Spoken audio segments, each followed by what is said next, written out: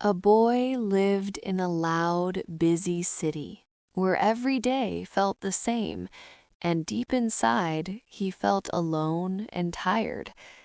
One day he walked into a forest, hoping to find some peace, but he went too far, and suddenly he was lost. As the sun went down, fear began to grow. The forest became dark, cold, and silent.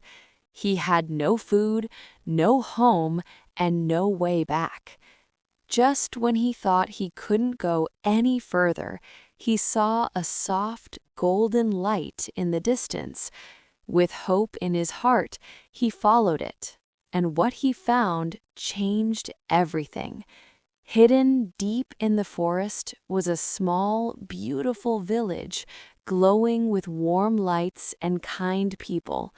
They welcomed him, fed him, and showed him a different way to live, simple, calm, and happy. Days passed, and the boy began to change. He learned to work with his hands, to enjoy small moments, and to live without stress.